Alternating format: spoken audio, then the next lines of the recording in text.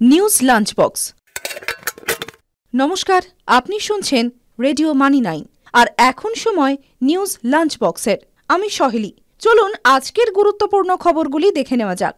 এই বুলেটিনে আমরা আপনাকে জানাবো ব্যবসা ও অর্থনীতির সঙ্গে জড়িত বেশ কিছু খবর, যা আপনার জীবন ও পকেটের সঙ্গে ওতপ্রোতভাবে যুক্ত। এলআইসি কর্মীরা শীঘ্রই বাড়তি বেতন হাতে পাবেন। কর্মচারীদের বেতন সংশোধনের সবুজ সংকেত দিয়েছে অর্থমন্ত্রক।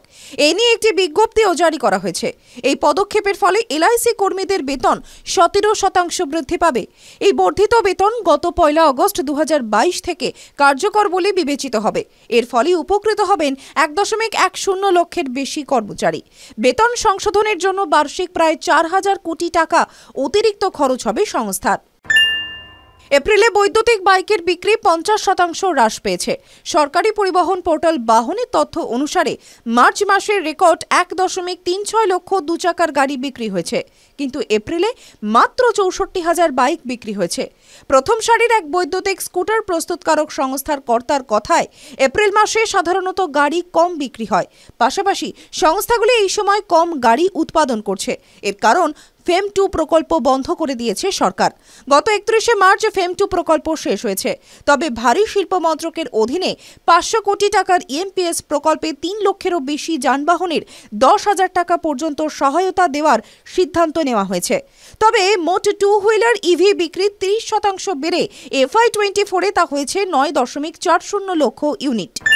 2024-25 মূল্যায়ন বছরের প্রথম মাসে অর্থাৎ এপ্রিলে প্রায় 6 লক্ষ আয়কর রিটার্ন জমা পড়েছে। গত 29 এপ্রিল পর্যন্ত 5.92 লক্ষের বেশি আয়কর রিটার্ন দাখিল করা হয়েছে। এর মধ্যে 5.38 লক্ষেরও বেশি রিটার্ন যাচাই করা হয়েছে এবং 3.67 লক্ষ রিটার্নের যাচাইকরণ প্রক্রিয়া শুরু হয়েছে। এই প্রথমবার আয়কর বিভাগ রিটার্ন দাখিল করার জন্য করদাতাদের জন্য একটি ই-ফাইলিং পোর্টাল চালু করেছে।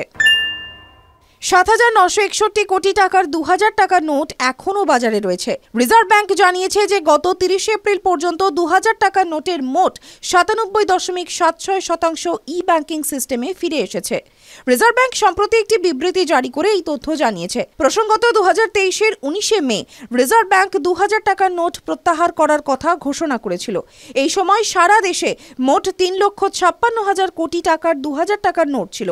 সেই অঙ্কই এখন কমে হয়েছে মাত্র 7,961 কোটি টাকা, অর্থাৎ 2% সামান্য বেশি পরিমাণ নোট এখনও ফেরত আসেনি। FSSAI এখন MDH এবং এভারেস্টের পণ্যের পাশাপাশি সমস্ত মশলা উৎপাদনকারী সংস্থার মশলা পরীক্ষা করবে। বৃহস্পতিবার FSSAI জানিয়েছে যে বিশ্বের বিভিন্ন দেশে দুটি জনপ্রিয় ব্র্যান্ডের পণ্যে কীটনাশক ইথিলিন অক্সাইড পাওয়া গিয়েছে বলে অভিযোগ, আর সেই কারণেই এই তদন্তের নির্দেশ। পাশাপাশি FSSAI এর পক্ষ থেকে দেশে এবং বিদেশে বিক্রির জন্য তৈরি মশলার উপর নজর রাখতে বলা হয়েছে। পাশাপাশি সমস্ত মশলা উৎপাদনকারী সংস্থার কারখানা, মেশিন সহ সমগ্র প্রক্রিয়ার ওপর নজর রাখা, পরিদর্শন, নমুনা সংগ্রহ এবং পরীক্ষা করারও নির্দেশ দেওয়া হয়েছে। ভিভোর নতুন স্মার্টফোন V30e বাজারে এসেছে। এই ফোনের ব্যাটারির ক্ষমতা 5500 mAh, কিন্তু ওজন মাত্র 190 গ্রাম। যদিও এটি 7.65 মিমি পুরু, আর সেই কারণেই 5500 mAh ব্যাটারির এই স্মার্টফোন ভারতের সবচেয়ে পাতলা স্মার্টফোন। আপাতত ফোনটি ভেলভেট রেড এবং সিল্ক ব্লু রঙে পাওয়া যাবে। আগামী 9 মে থেকে এই ফোন বিক্রি শুরু হবে। এই ফোনটি ফ্লিপকার্ট, ভিভো ইন্ডিয়া স্টোর এবং রিটেল পার্টনার স্টোর থেকে কেনা যাবে। এখন আপনি পার্সোনাল ফাইন্যান্স সংক্রান্ত যে কোনো প্রশ্ন মানি 9 অ্যাপে করতে পারেন। আপনার কি শেয়ার বাজার, মিউচুয়াল ফান্ড বা কর সম্পর্কে কোনো প্রশ্ন আছে? আপনি তা সরাসরি আমাদের বিশেষজ্ঞদের জিজ্ঞাসা করতে পারেন। যে কোনো সময়, যে কোনো জায়গা থেকেই আপনি তাঁদের সঙ্গে যোগাযোগ করতে পারেন। বাংলা, হিন্দি, ইংরেজি, মারাঠি, গুজরাটি, তেলেগু এবং কন্নড় ভাষায় আপনার প্রশ্ন আমাদের মাধ্যমে জিজ্ঞাসা করুন, শুধুমাত্র মানি 9 সুপার অ্যাপে। আজকের নিউজ লাঞ্চ বক্স এই পর্যন্তই।